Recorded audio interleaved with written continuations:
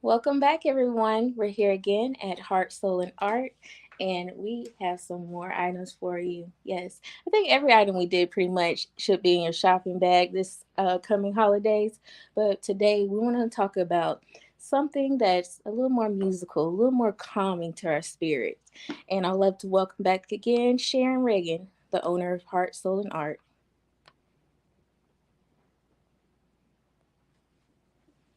Hi, everybody. It's so good to be here today, and I am excited because I love talking about what we call the spiritual instruments or different sounds and chimes that really kind of just make our soul feel good. And on top of that, this is also about connecting with your ancestors. I mean, right now in the world, many of us are so interested in who's our ancestors? Where did we come from? Where did our ancestors begin in their journey, and with all the new techniques people are learning? But there's one technique that we can also apply in really connecting to our ancestors, is being able to connect to rituals and sounds or ceremonies or celebrating our ancestors.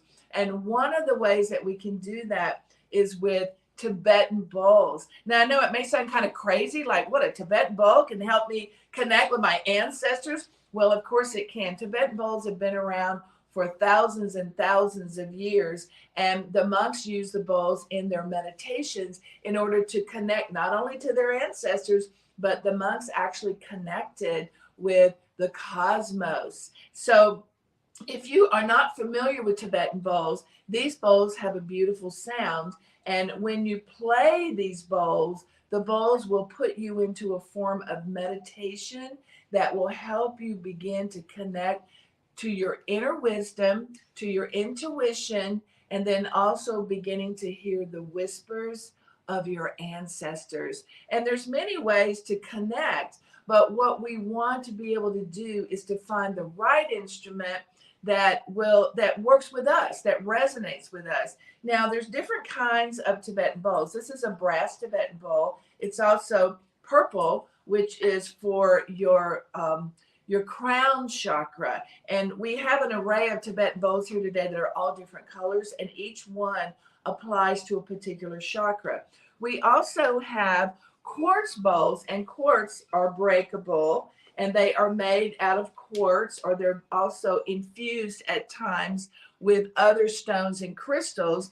And the quartz has a much deeper sound. And quartz also has vibrations to it, because vibrations can actually heal us.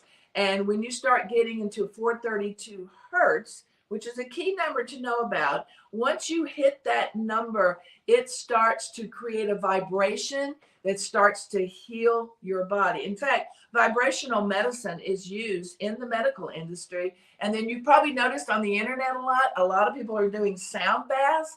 Well, that music, that resonation can be very peaceful and calming. And then, of course, we have wind chimes, and I love wind chimes. Now, these are what we call chakra wind chimes, and they have a sound that's tuned to each of your chakras. So when you have those wind chimes and you have them outside in your yard, and that wind starts to blow, then you hear that little tinkering of the sound, and it just does something. It grounds us. It makes us feel amazing. Now, we also have drums, and of course, drums have been used for thousands and thousands of years too. And that is just like, it's like our heartbeat. And when you're drumming, you can also go into a meditation.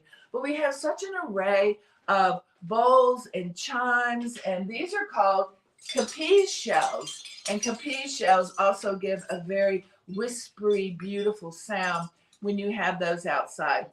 So, music and sound is very important in your healing journey, especially if you're beginning to work on yourself personally.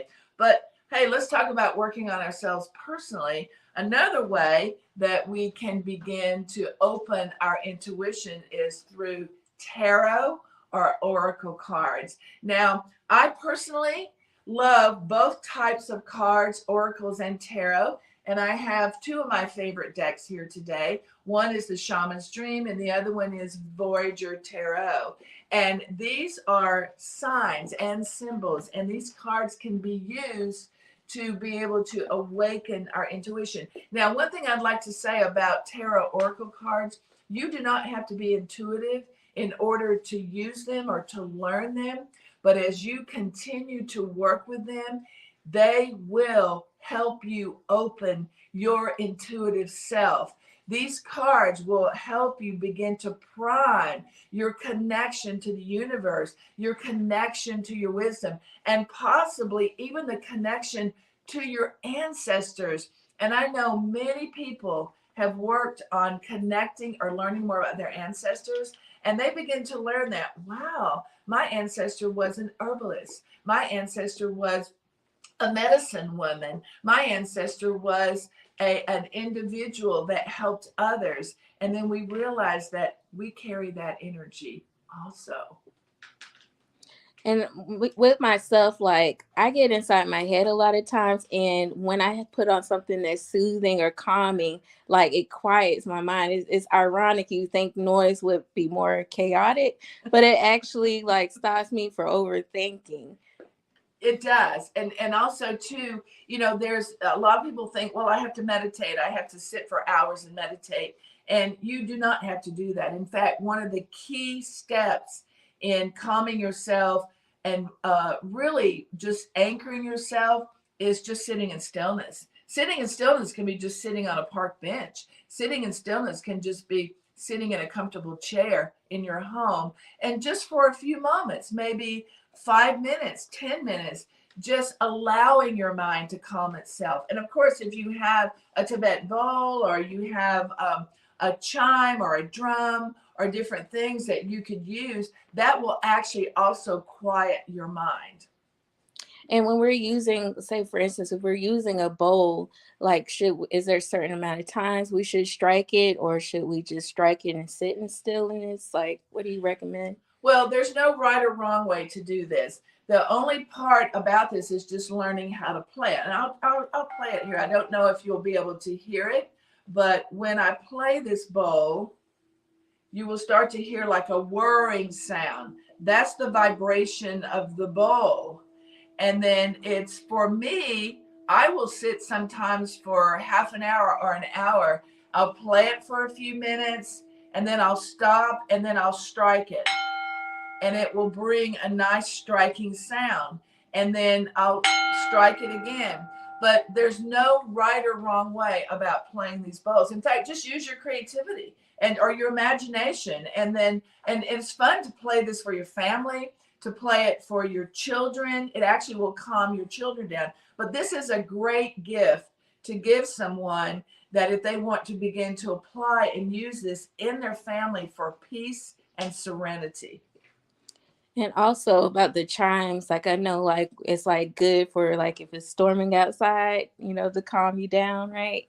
I love that. You're right, because the storm is coming and you hear all these wind chimes. I have about 8 to 10 huge wind chimes in my backyard. And when the storm comes, it's like boom, boom, boom, boom, boom, all these wonderful sounds. And that gives me peace and serenity in my home as I hear the thunder and the lightning, that are coming my way. But yes, and also on those summer days, those spring summer days, to just hear that twinkle, that little twinkle of the wind chime as you're sitting inside your house, maybe with a window open, and you hear it twinkling outside. It's such a peaceful moment. Amazing. Well, thank you for giving us another, showing of your shop and those beautiful instruments behind you. I'm sure, we all need some peace and tranquility in our life. Yes, we do. All right. Thank you. Well, thank you, Sharron.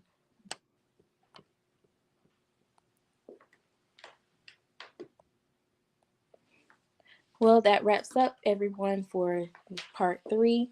I hope that you found some beautiful gifts to get. If you want to come down to Heart, Soul, and Art, they're located here in Marietta, Georgia. Make sure you tune in for more that's coming to KLAZET The Dressing Room in the future. Make sure you like, subscribe, and make sure that you check out Sharron because she has amazing gifts, talents, and more information and advice for you.